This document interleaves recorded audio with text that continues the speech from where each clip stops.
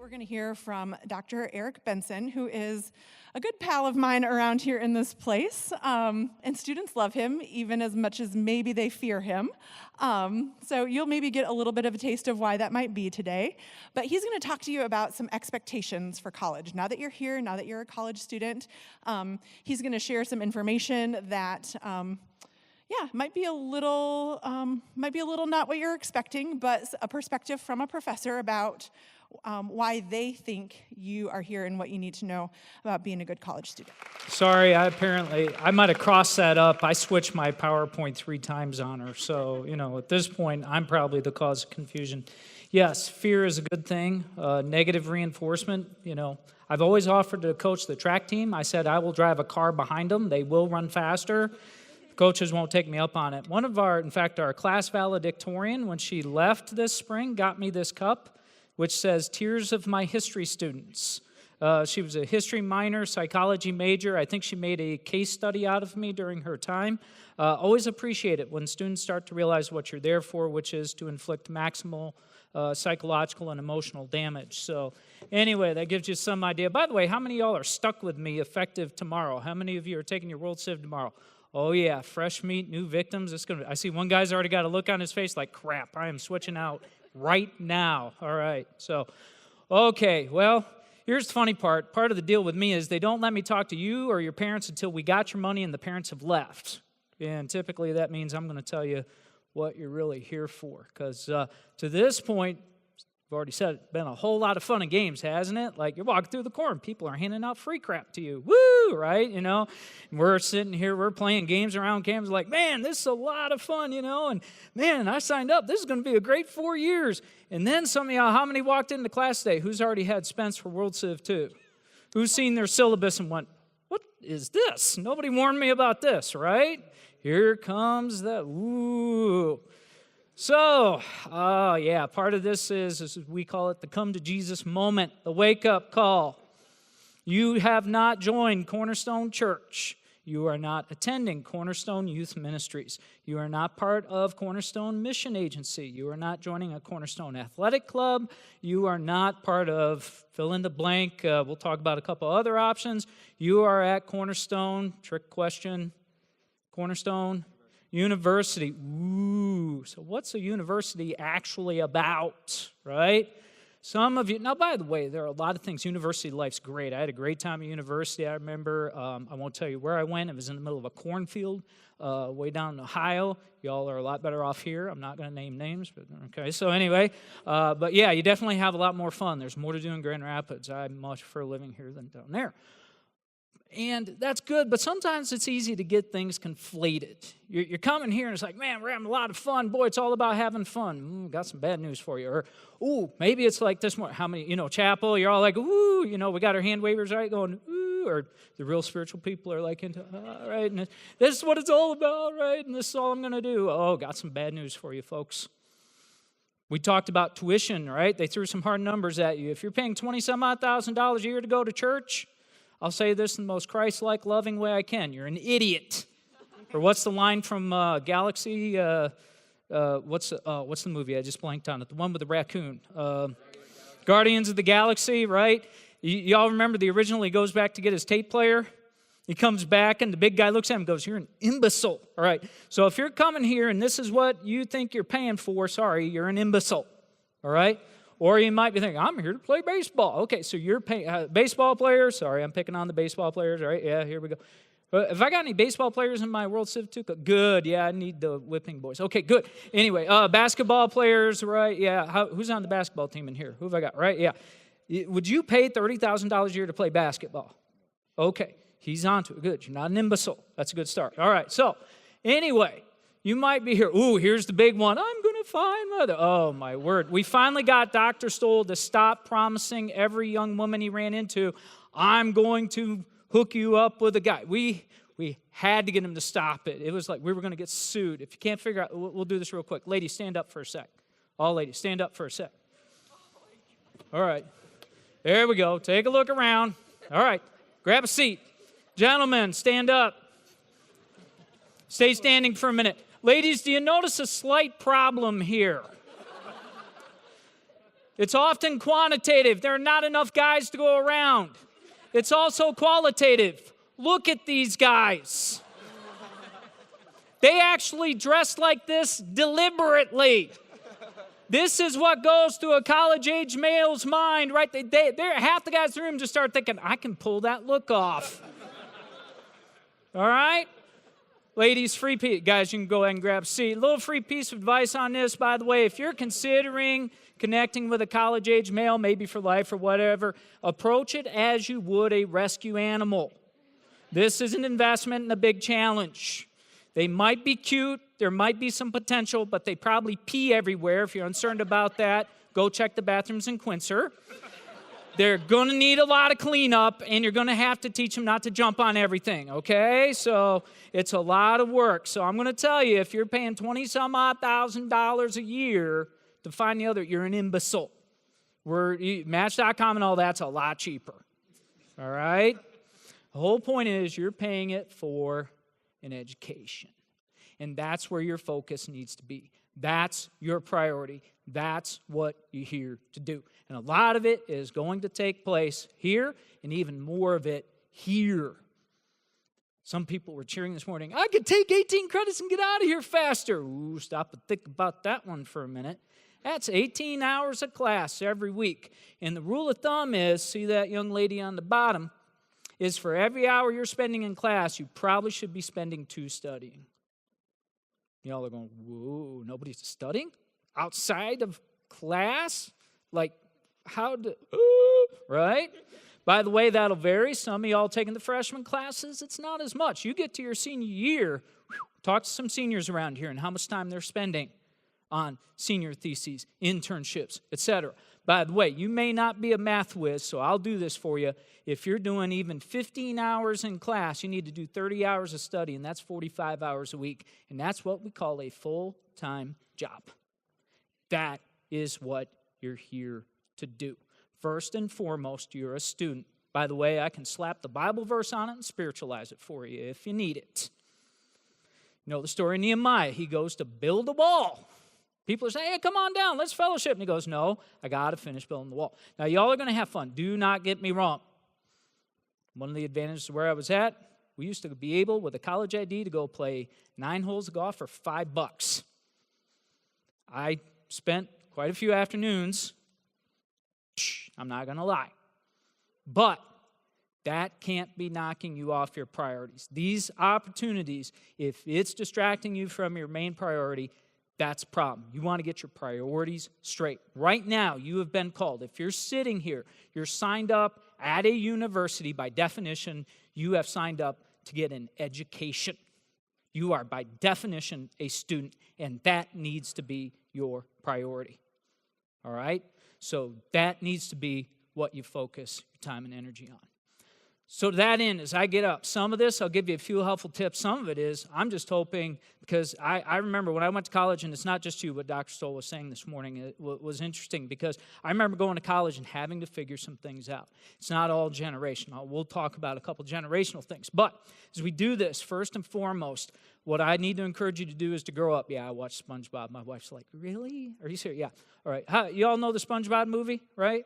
This is the moment where the one princess gave them the seaweed mustaches, and all of a sudden they're like, "We are men, we're men," and all of a sudden they go take on the monster. Ooh, men and facial hair, something about it. When go facial, I'm a man, all that stuff. And yeah, so anyway, that's probably, if we're talking about becoming adults, yeah, facial hair is okay, but that's not the end all be all.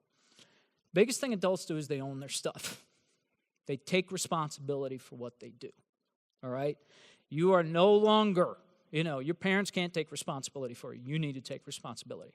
If I'm a student, I got to take responsibility for executing that. If I make a decision related to that, I got to take responsibility for that.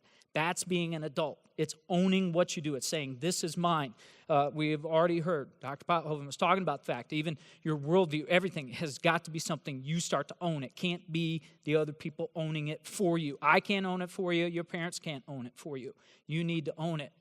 In some cases for you, this is a big transition, all right? Some of you maybe have had parents, if you had an issue at school, they took care of it. There was a question about a grade, they sent the email. There's this magic thing at college called FERPA. That means I cannot, by law, talk to your parents about anything related to your academic performance. By the way, I will not. You need to grow up. You need to be adults. You got an issue with the professor, talk to them. You got a question about the grade, talk to them. That's being an adult. Some of you need to bust out a surface-to-air missile and shoot down the helicopter. Now, I'm not talking killing your parents. Don't take that literally. All right?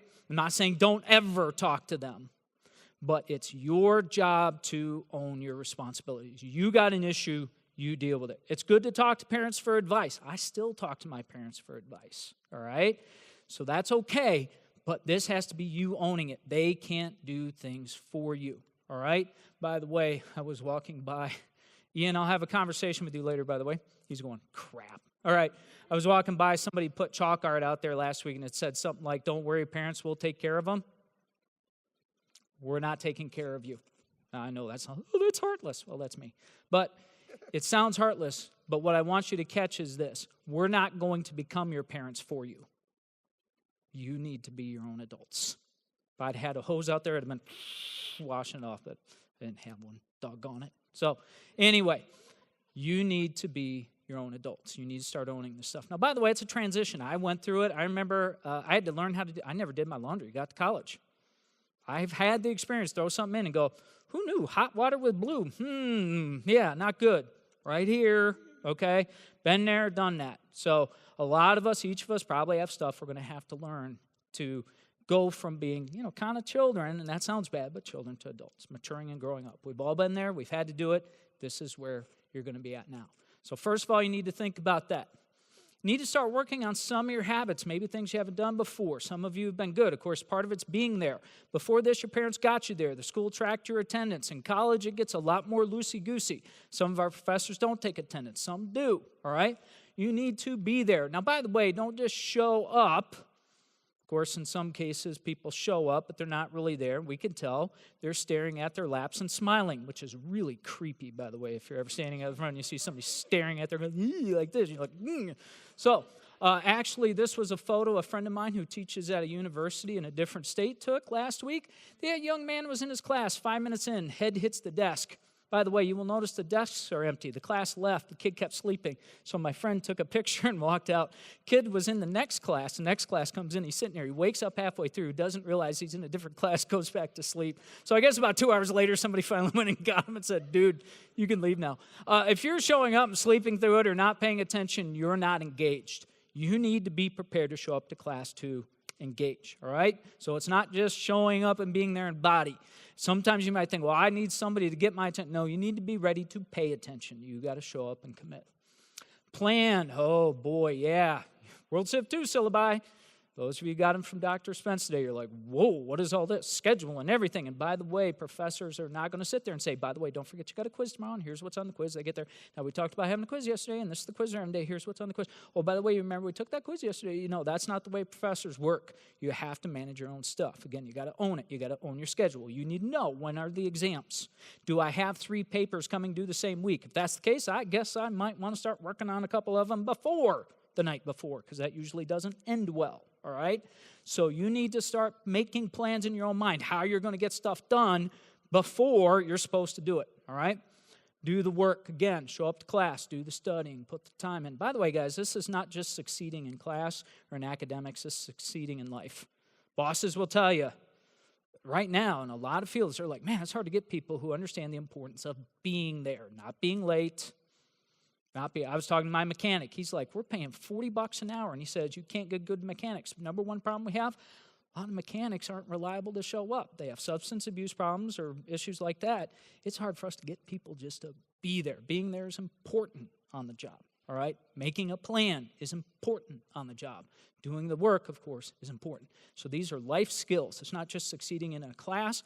It's the way you're going to succeed in life. So start working on that, all right? Good relationships. Of course, I'm talking about faculty and staff. There's another SpongeBob thing, the SpongeBob training video, in case you're wondering. Okay. And I'm talking about interfacing with the boss. And faculty and staff are not like bosses, per se. But, of course, again, it's a life lesson going forward. How do you intersect with people? Approach them with respect. They've earned it, all right? I understand Disney and movies like Brave might communicate the message time and again. Old people are idiots. The kids have all the answers. experience and expertise count for a lot, all right? Trust me, Dr. Pothoven has forgotten more than you'll know at this point about how to succeed in college, all right? So that's the person you want to listen to. Your faculty have degrees. They have experience in the field. And it's not just that they have content information. They can help you learn how to learn. They've been there, all right?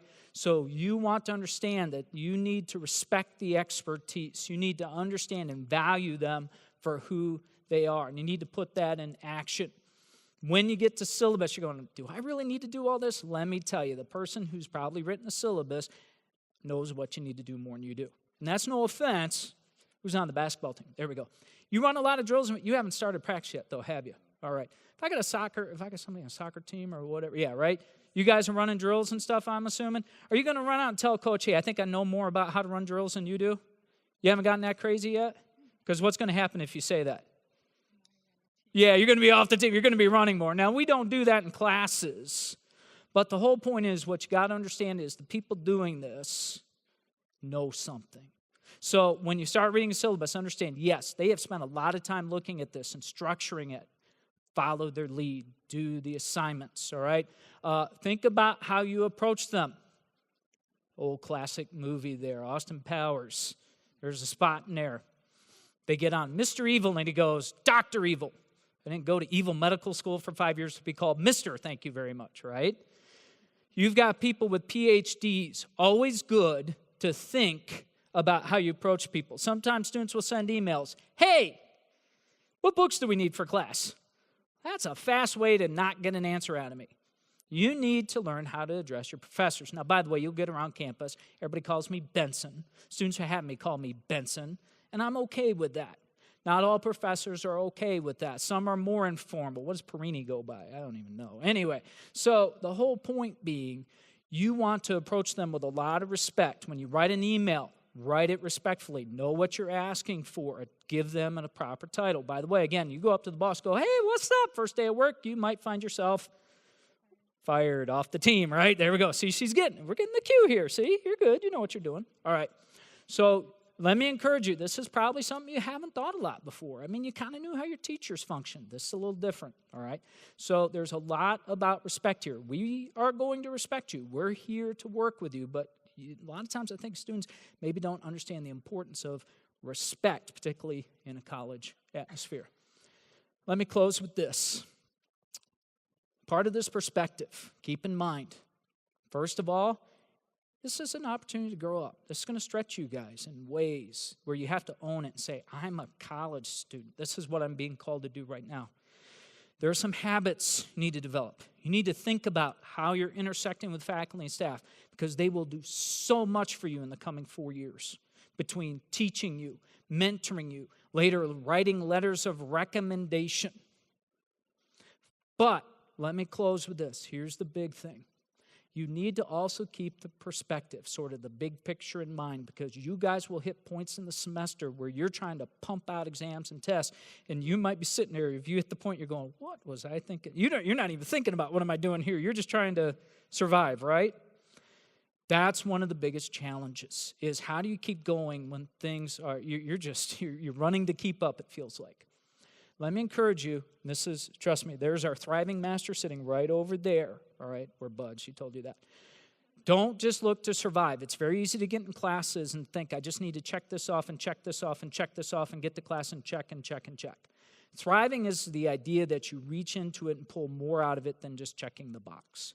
What can a class teach you that could be useful for the rest of your life? Even in your midst of this, and yeah, you got to get the work done, you got to get the assignments done, but don't forget that there are deeper lessons you can latch into, things you can take forward. So don't just look to get through, look to thrive, grow, get better, all right? And those are very vague terms right now to you, but keep those in mind as you're punching through. You're going to get knocked down. Love this commercial. Who's seen the little pizza commercial where the kid gets up, he's going to make the perfect pizza? Guy goes, Ben done. The kid goes, but my dream. And it's like, and they cut it off. You will get knocked down. You like that commercial? So you raise it. Yeah, it cracks me up every time. Because my parents told me I can do anything I want. You think Coach Elders could teach me how to dunk? You don't think he's a good coach, right? I'm going to go tell him you don't think he's a good coach, right? I hit a reality, folks, in my 20s. Guess what? Am I ever going to dunk a basketball? Anybody? What? You can do anything. Yeah, bull crap, all right? It's not going to happen, but that's okay. You're going to find things you can't do, but then you're going to find out through that process what you can do. There you go. You're going to get knocked down, and part of it is how do you get back up? That's what we're calling grit. Oops, wrong button. Like I said, don't miss out on the good stuff. Liberal arts, you're taking Spence's classes. Here's some stuff. I hate history. Oh, you might get something out of it. You take mine, you're going to get more out of it. No, you won't. Well, yeah, you will. You just won't realize it because he's got the cool British accent, and I don't. But, oh, well, I lose every time. Anyway, this is what we call liberal arts. You're going to be taking classes. Why do I need to take these classes? What are they going to do for me later in life? Anybody know what that location is in the background there? Greece. Very good. Somebody got it. Santorini. You ever seen that? White buildings, blue tops. My wife, who's in that picture, and she doesn't know I used it. She's going to kill me. Spent 2.5 months in Europe this summer working. She has a marketing business. Do you know what her undergraduate majors were? History and international studies. And she will tell you it gives her a leg up on almost anybody else in her business. And it allows her to do things like spend 2.5 months in the summer in Europe working and still making money. How many of y'all would like that? How many of y'all would like to spend a couple months every year in Europe doing that sort? Yeah, right? Trust me, keep an eye on some of this. There are classes you might not realize how important and valuable they'll be. Don't overlook them. Don't forget your calling. You're Nehemiah. You got 4 years. 4.5, maybe, right? 5, 6, all right. And you're here to be a student. And you're going to start figuring out what you're doing with your life. So right now, you hang on to that. That's what gets you through each day. And it might change. It might alter. But that's okay. All right? That's what you're here to do. So now, and again, you're going to have fun. We'll have a good time, right? We'll see some basketball games, right? That's a good experience. It's all there.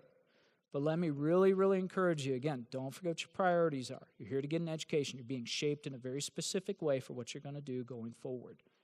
Don't get yourself knocked off track. Embrace it. Grab as much out of it as you can.